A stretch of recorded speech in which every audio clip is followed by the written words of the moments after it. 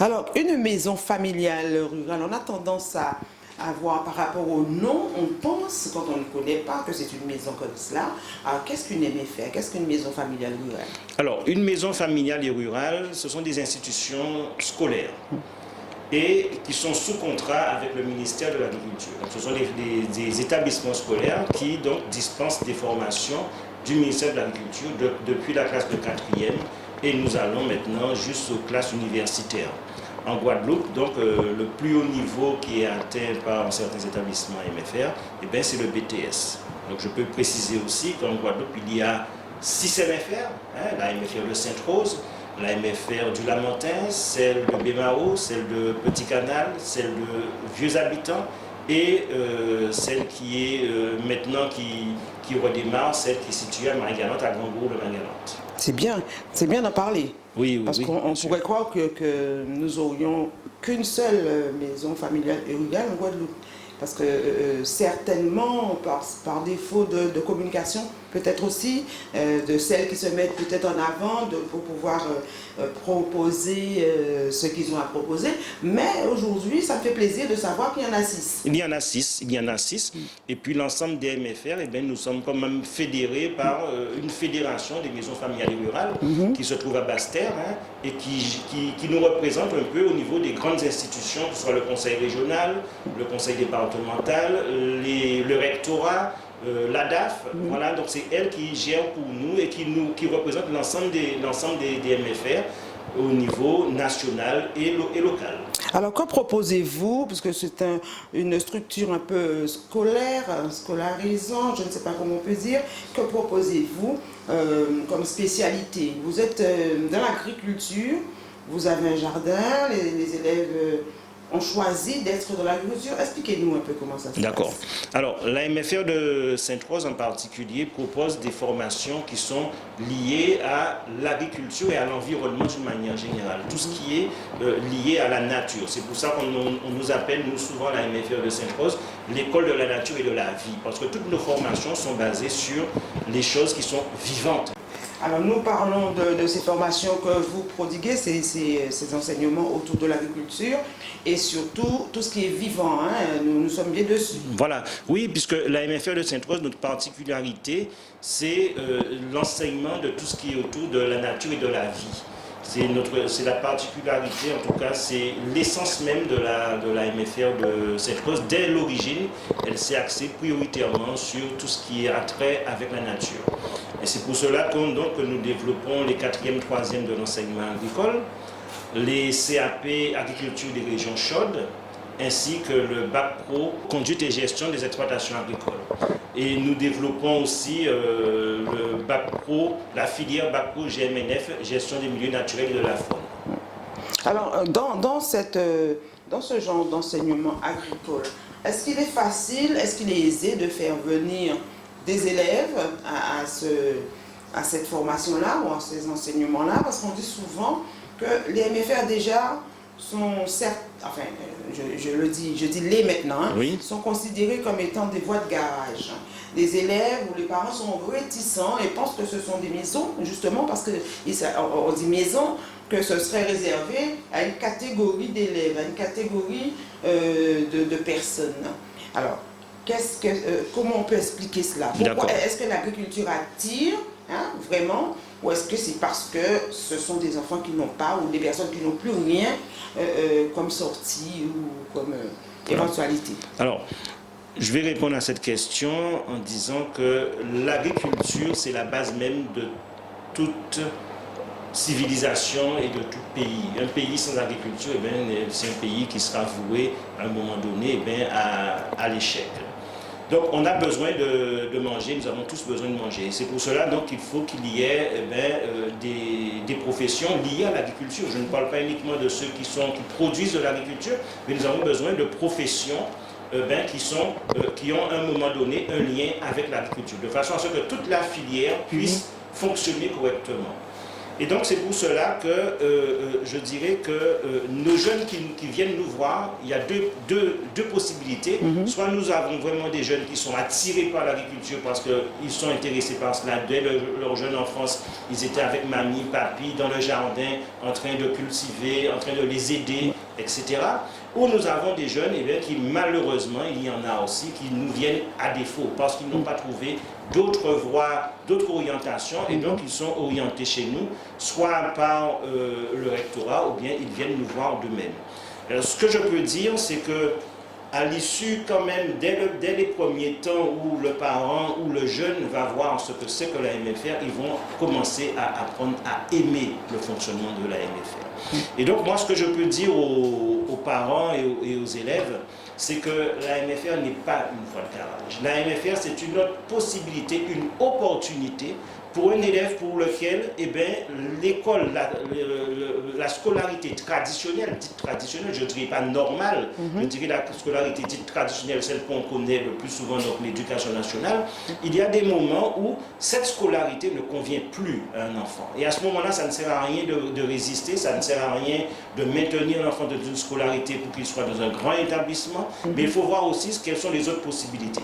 Et la MFR, les maisons familiales et rurales que nous avons en Guadeloupe, ce sont donc des opportunités pour ces enfants-là. Ils peuvent donc s'investir dans la formation agricole ou bien dans les formations de services à la personne. Les autres MFR font aussi des formations liées au service à la personne et au jardin espace vert. Donc il y a toute une panoplie de métiers que les MFR développent. Dans chacune des MFR, on peut trouver donc des particularités. Nous, à la MFR de Sainte-Rose, dès le début, nous nous sommes axés vraiment sur tout ce qui a un lien avec l'environnement et l'agriculture. Oui. Les agriculteurs, certes, c'est un métier qui est où on montre où on a une image de l'agriculture qui est un métier qui est difficile. C'est vrai qu'il y a des intempéries, c'est vrai qu'il y a des maladies aussi, mais c'est un métier où la personne qui y est, elle vit avec joie et bonheur. C'est sûr. Et on est dans la nature, on côtoie les animaux, on côtoie les plantes.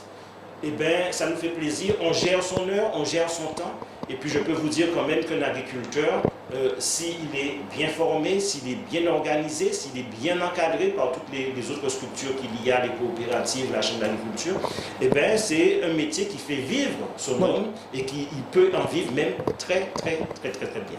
Et surtout aujourd'hui, l'agriculture nous propose tellement de branches différentes, c'est-à-dire l'agroalimentation, tout à fait. Transformation, il faut des ingénieurs dans ceci, il faut des ingénieurs dans cela. Donc il nous faut vraiment des élèves, des gens formés pour cela, pour pouvoir assurer demain. Alors, les objectifs, donc c'est un peu réconcilier quand même, L'objectif, oui, pour les jeunes qui n'ont pas fait le choix directement vers la MFR, ça leur permet on réconcilie le jeune avec l'école.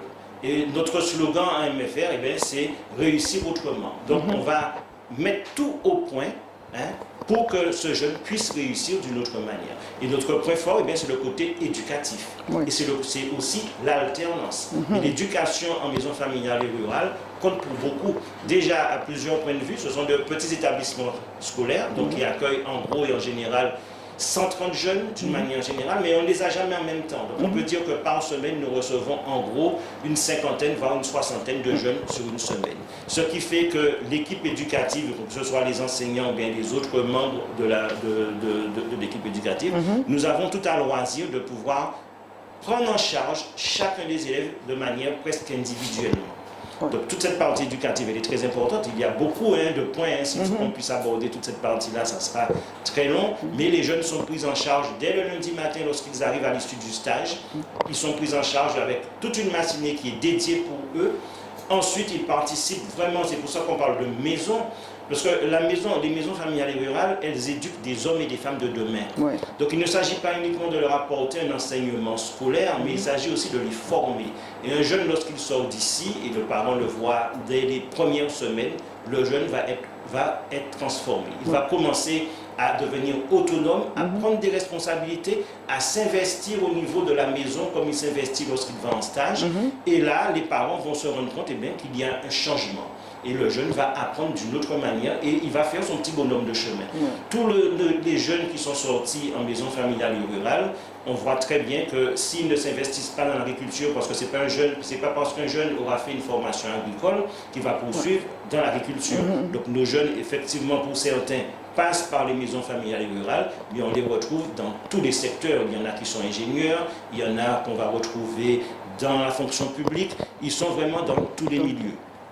Oui, l'essentiel, c'est la formation, la base de réconcilier, comme vous dites, les jeunes avec ce milieu où on étudie, où on apprend, où on va chercher un peu plus de savoir. Et après, par la suite, ayant repris cette habitude, eh bien, le jeune se dirige vers l'informatique. Voilà, tout à fait. Et ce qu'il y a d'important, l'autre particularité des MFR, on lui apprend à réapprendre.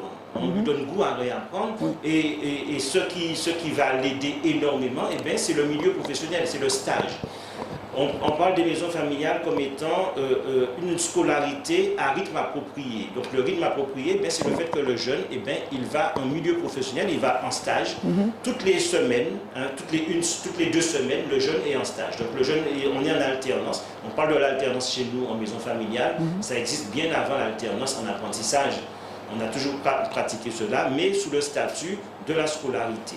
Dès la 4e, nos jeunes, ils vont en stage. Les jeunes ne sont pas assis toute l'année scolaire dans les salles de cours, mais ils ont une semaine de cours et une semaine de stage. Et c'est alterné comme ça pendant toute l'année scolaire.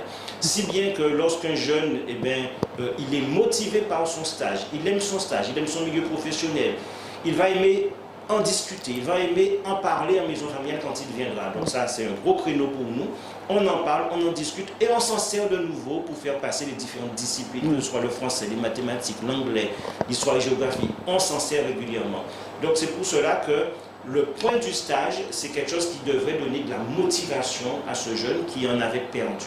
Et quand il vient en maison familiale rurale, il est content de venir pour parler de son stage. Et on s'en sert pour justement lui transmettre les autres enseignements dont il a besoin. Alors, dans votre maison familiale et rurale, il y a quand même des disciplines, il y a une catégorie, enfin vous avez quand même un règlement. Est-ce que ce règlement est suivi? Comment réagissent les enfants, les jeunes, par rapport à vos règlements? Qu'est-ce qu'il faut souligner? Comment on y parvient? Comment arrive-t-on chez vous? Mis à part que les écoles, les établissements scolaires peuvent vous envoyer des élèves, etc. Mais parlez-nous un petit peu de cette partie-là. D'accord. Alors, là, au niveau des disciplines, des matières, nous avons exactement les mêmes matières que nous allons retrouver dans tous les autres établissements scolaires, qu'ils soient agricoles ou bien de l'éducation nationale. Parce que le jeune, quand il est chez nous, il va passer un CAP, il va passer un BEP, il va passer un bac pro. Les jeunes de 4e, 3e, ils passent leur DNB, pour certains leur CFG. Donc c'est exactement les mêmes enseignements qui sont dispensés chez nous. Maintenant, la particularité, quand on parlait du règlement intérieur, c'est vrai que nous sommes une petite institution. Donc, on a dit qu'on accueille à peu près une 60aine de jeunes par semaine dans l'établissement. C'est une petite structure, nous ne sommes pas grands en superficie, et donc il faut que tout cela soit géré. Et c'est là où les parents, quand ils viennent nous voir, il y a une relation de confiance qui s'établit entre le parent et nous-mêmes. Il faut qu'il y ait cette confiance qui soit réciproque. Et donc, on assure aux parents que le jeune il sera pris en main et qu'on va l'éduquer aussi. C'est pour cela qu'au niveau du règlement intérieur, il y a des choses que nous n'acceptons pas dans certains établissements scolaires, comme dans tous les autres établissements scolaires. Le règlement intérieur, c'est ce qui va gérer donc, la vie au sein de l'établissement. Donc c'est pour cela que les téléphones portables ne sont pas autorisés, ils sont récupérés le matin, on leur donne le soir. Au niveau de la tenue vestimentaire, on n'accepte pas, par exemple, les cheveux qui soient coiffés n'importe comment. Les pantalons sous la ceinture, ce n'est pas accepté. Il faut que les chaussures soient fermées. Donc toute une panoplie de choses qui fait que lorsque l'enfant il est dans l'établissement scolaire, il vient à l'école. Et il n'est pas comme s'il est dans un autre milieu. Ce sont déjà plutôt les conditions du futur chef d'entreprise Voilà. ou du futur Tout à employé. fait. Qui Parce qu'il n'ira devra pas. se rendre en stage, ce jeune. Et il va côtoyer des clients, il va côtoyer les partenaires de l'entreprise. Et donc, il a toute cette panoplie. Donc, on apprend aux jeunes aussi à se comporter, à se tenir. Et ça fait partie donc, de l'éducation que nous dispensons en maison familiale en rural. Alors, nous allons faire une petite pause Oui. et nous allons revenir avec vous dans un petit moment. Très bien.